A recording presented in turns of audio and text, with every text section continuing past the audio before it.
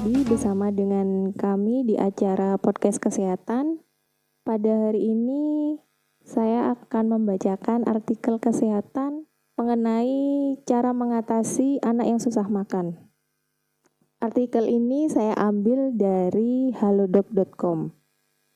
Perlu kita ketahui, sahabat sehat, bahwa anak susah makan menjadi salah satu masalah yang sangat dikeluhkan oleh orang tua. Padahal, asupan nutrisi seimbang sangat dibutuhkan pada masa perkembangan si kecil. Ada banyak masalah makan yang mungkin muncul, mulai dari anak menolak makan, sengaja menutup mulut, menangis, atau hanya mengkonsumsi makanan tertentu.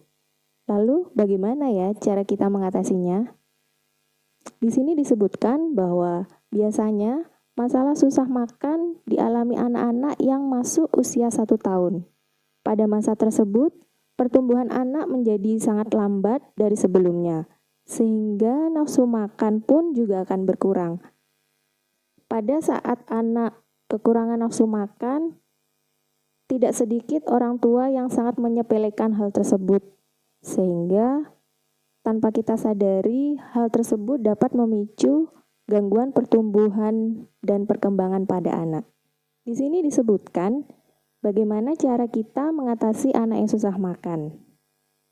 Yang pertama, alasan anak susah makan itu biasanya karena dia hanya ingin makan makanan tertentu. Pada masa-masa awal pengenalan makanan, biasanya anak hanya menyukai satu menu tertentu. Pada saat itu, anak tidak mau mengkonsumsi makanan-makanan menu lain. Dan terkadang kita sebagai orang tua, daripada anak tidak mau makan, kita selalu menuruti apa yang menjadi keinginan anak. Padahal hal tersebut sebenarnya kurang benar. Di sini disebutkan bagaimana cara mengatasi untuk anak yang hanya memilih makanan tertentu. Yaitu caranya kita harus berupaya mencoba memperkenalkan makanan yang baru untuk anak secara perlahan-lahan. Bisa saja kita menyajikan dalam beberapa kali, dan juga saat menyajikan kita harus membuat menu tersebut menarik perhatian anak, agar anak tersebut memiliki nafsu makan untuk mengkonsumsinya. Alasan yang kedua, kenapa anak menolak makan itu biasanya ada sebagian orang tua yang menyediakan menu makanan di rumah dalam 1 hari penuh, menunya itu sama. Jadi anak terasa bosan sehingga mempengaruhi selera makannya. Cara mengatasinya, orang tua harus memastikan apa saja makanan yang sudah dikonsumsi oleh si kecil. Jika anak tersebut menolak makan, coba beri dia pengertian bahwa jenis makanan itu baik dan sangat dibutuhkan oleh tubuh. Ayah dan ibu juga harus bisa memberi contoh di rumah, agar anak bisa mengikutinya. Biasakan konsumsi makanan sehat saat bersama anak. Kemudian, alasan yang ketiga kenapa anak biasanya menolak untuk makan, yaitu mereka hanya mau makanan yang cepat saji. Biasanya anak-anak yang suka dengan makanan siap saji ini mengalami gangguan tumbuh kembang. Jadi pertumbuhan dan perkembangan mereka itu tidak optimal seperti anak-anak yang lain yang tidak menyukai makanan siap saji. Cara mengatasinya itu sebenarnya gampang. Kita mulai dari diri sendiri sebagai orang tua untuk tidak menyimpan makanan cepat saji di rumah. Sebaiknya makanan siap saji tersebut diganti dengan makanan yang lebih sehat.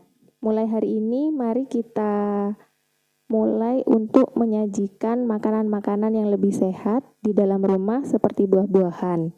Misalnya buah melon dengan campuran susu yogurt atau jus buah yang dihiasi stroberi atau irisan buah lainnya di atasnya, sehingga anak bisa tertarik untuk mengkonsumsinya. Sebagai saran tambahan, kita harus memastikan kecukupan gizi anak. Tidak ada salahnya jika ibu membuat catatan yang berisikan tulisan seluruh makanan dan minuman yang dikonsumsi anak selama seminggu. Gunanya hal itu untuk mengevaluasi apakah anak menerima asupan yang cukup atau tidak. Untuk tips yang terakhir, kita sebagai orang tua perlu sesekali membawa anak untuk berbelanja agar si anak terbiasa dan tahu bagaimana cara memilih makanan yang sehat dan seperti apa makanan sehat tersebut. Dan yang perlu ditekankan lagi bahwa anak selalu meniru perilaku orang tua, jadi kita sebagai orang tua harus memberi contoh yang baik saat di rumah, terutama pola makan dan makanan-makanan yang dikonsumsi di dalam rumah. Mungkin baik sahabat sehat semuanya, itu tadi tips dari saya. Semoga bermanfaat dan sampai jumpa di acara podcast kesehatan selanjutnya ya. Assalamualaikum warahmatullahi wabarakatuh. Salam sehat, tetap semangat.